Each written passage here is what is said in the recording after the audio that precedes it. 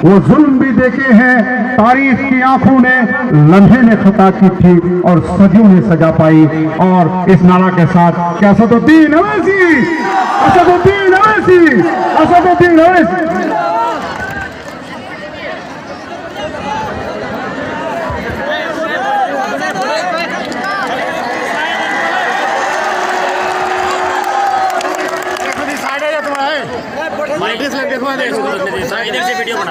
अस्सलाम वालेकुम वरहमतुल्लाहि वबरकातुहू। मोहतरम जनाब इज़हार रफ़ी साहब, उम्मीदवार मजलिस इत्तेहादुल मुस्लिमीन कोटा दामन, मोहतरम जनाब अख्तरुल ईवान साहब, सदर बिहार कुल मजलिस इत्तेहादुल मुस्लिमीन, वो उम्मीदवार हमूद के नशीन में तशरीफ फरमा, कौम और मिल्लत के तमाम जिम्मेदारान, मेरे इज़्ज़तदार माँ और बहनों, मेरे गयूर नौजवान साथियों, बिहार विधानसभा की हमारी आखिरी इंतखाबी मुहिम की रैली है और हम आपसे यहाँ गुजारिश करने आए हैं 7 तारीख के दिन आप तमाम को सुबह अपने घर से निकलकर अपना एक एक वोट पतंग छाप के निशान पर देना है। मैं आपको बताने आया हूँ मेरी माँ और बहनों, मेरे बुजुर्गों,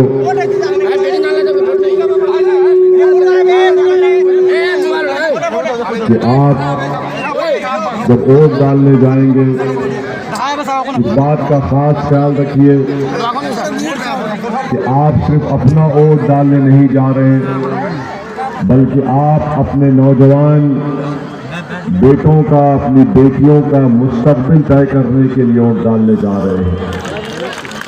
इस इलेक्शन में ओवैसी मुद्दा नहीं है, इस इलेक्शन में आपका मुस्तकबिल दांव पे लगा है। इस इलेक्शन में मैं नहीं हूं, इस इलेक्शन में आपके बच्चों का मुस्तकबिल है, सीमांचल का मुस्तकबिल है। और सबसे बड़ी बात कि क्या हम में इतना सियासी शऊर बेदार हो चुका है कि हम यहाँ पर अपनी एक सियासी क़यादत को मजबूत करेंगे। ये आपको हम फैसला लेना है।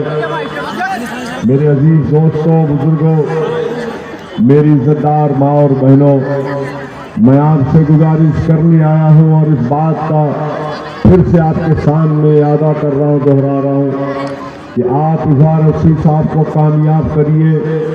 कोटा दामन में जो रेलवे स्टेशन की ज़रूरत है, इंशाअल्लाह ताला हम रेलवे स्टेशन यहाँ पर खोलेंगे नुमाइंदगी करके। मैं आपको यही बताना चाहता हूँ कि हमारे सुरजापुरी भाइयों का दिल्ली के ओबीसी की मरकजी रिजर्वेशन लिस्ट में नाम नहीं है। मैंने आज से 1.5-2 साल पहले इस सिलसिले में नुमाइंदगी भी की कि सुरजापुरी भाइयों का नाम भी ओबीसी के बैकवर्ड क्लास की लिस्ट में आ जाए, ताकि उनके नौजवान बच्चे और बच्चियां भी मरकजी यूनिवर्सिटीज में और गवर्नमेंट की नौकरी में उनको मौका मिल सके। ये काम हम करेंगे इंशाअल्लाह ताला। एक और अहम बात कि अलीगढ़ मुस्लिम यूनिवर्सिटी के बारे में आप जानते हैं कि अलीगढ़ मुस्लिम यूनिवर्सिटी का अगर कैंपस यहाँ पर आया तो सीमांचल की जनता ने एक तारीखी एहतजाज किया था। लाखों की तादाद में आप निकल कर आए और उस अवामी एहतजाज का नतीजा था कि अलीगढ़ मुस्लिम यूनिवर्सिटी का किशनगंज का कैंपस का क़याम में लाया गया। मगर आज ALU के सेंटर में उसको सिर्फ वहाँ पर नाम का सेंटर रख दिया गया। उसकी ज़मीन पर NGT ने से लगा दिया। वहाँ पर B.Ed का कॉलेज बंद हो चुका है। हम आपसे वादा करना चाहते हैं कि इंशाअल्लाह ताला हम पूरी कोशिश करके अलीगढ़ मुस्लिम यूनिवर्सिटी के सेंटर को फाल बनाएंगे, वहाँ पर B.Ed के सेंटर को खुलाएंगे और जो ज़मीन का स्टे है वो सरकार से बात करके उस स्टे को विकेट कराएंगे। मैं आपको एक और बात याद दिलाना चाहता हूं मेरे बुजुर्गों, आज से 5 साल पहले जब हम यहाँ पर अपनी जमात का सियासी सफर का आगाज किए। हमने ये बात आपके सामने कही थी और रखा था कि हम सीमांचल की सरजमीन पर बसने वालों से इंसाफ चाहते हैं। और आज आप देखते हैं कि 5 साल की मुसलसल जिद्दोजहद और इसार और कुर्बानी का नतीजा है कि आज अल्हम्दुलिल्लाह सीमांचल की पसमानदगी का इकरार उन तमाम सियासी पार्टियों को करना पड़ रहा है जो सीमांचल का नाम अपनी जबान पर लाना एक बहुत बड़ा गुनाह और तकलीफ समझते थे।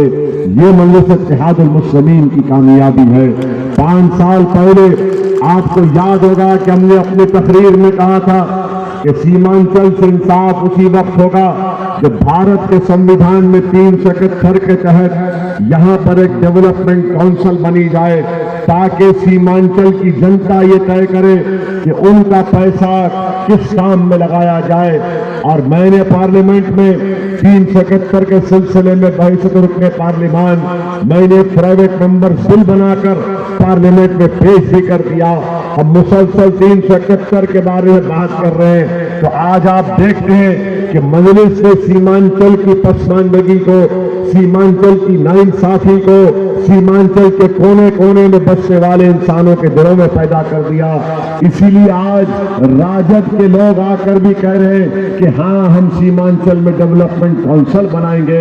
ये मजलिस इत्तेहादुल मुस्लिमीन की कोशिशों का नतीजा है कि आज उनको इस बात का इकरार करना पड़ रहा है। मैं आपको ये बात भी बताना चाहूंगा कि 5 साल पहले मैंने आपके दरमियान में आकर कहा था कि नीतीश कुमार को वोट मत दीजिए, गठबंधन को वोट मत दीजिए, ये तमाम के तमाम आपके वोट की चोरी करके बीजेपी के पास चले जाएंगे।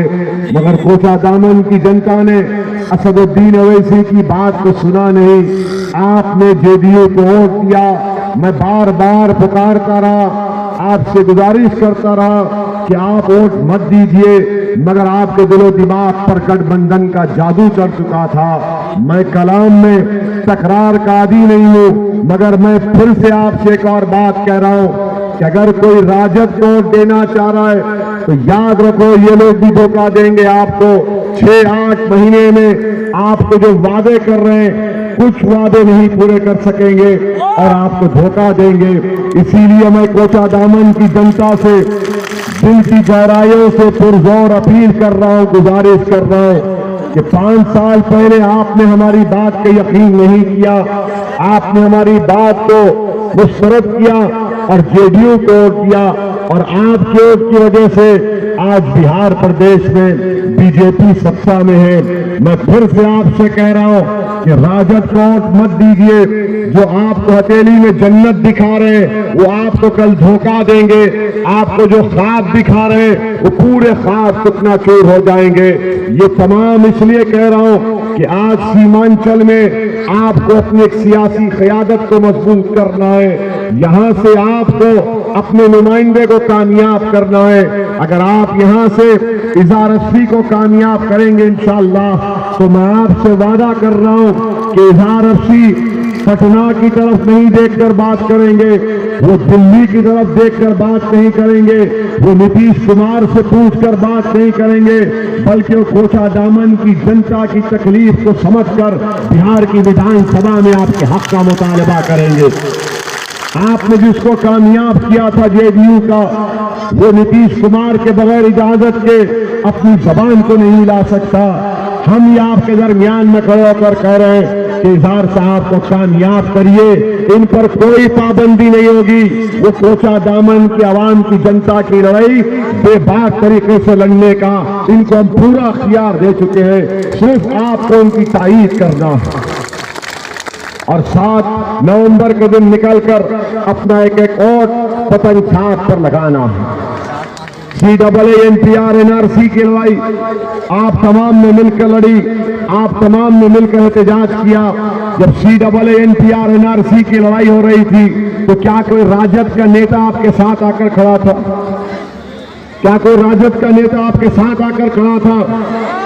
और याद रखिए CAA NRC हमारे लिए जिंदगी और मौत का मामला है, इसलिए कि सीमांचल की जमीन पर बसने वालों को नरेंद्र मोदी की पार्टी कहती है कि सीमांचल में, कोचा दामन में यहां पर घुसपैठी रहते हैं।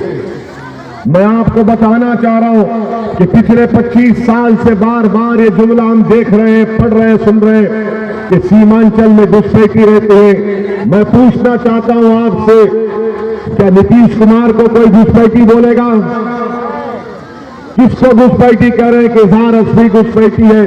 नीतीश कुमार को घुसपैठी नहीं कहते, तो यादव को घुसपैठी नहीं कहते, आरजेडी के, तो कांग्रेस के राहुल गांधी को घुसपैठी नहीं कहते।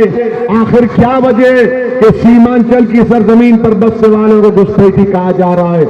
इसीलिए हम आपसे कह रहे हैं कि आपको अपनी पार्टी के नुमाइंदे को कामयाब करना है, ताकि आपकी एक बेबाक आवाज उठे जो CAA NPR NRC की लड़ाई आप तमाम और हम लोग मिलकर ताकत से लड़ना है। ये खतरा हमारे सरों पर मंडरा रहा है, और अगर हम दोबारा गलती करेंगे, नहीं राजद है, JDU है, याद रखिए, न राजद के लीडर के जबान से, न JDU के लीडर के जबान से CAA NPR NRC निकलता है। इसलिए नहीं निकलता क्योंकि डरते कि कहीं उनको नाकामी ना मिल जाए।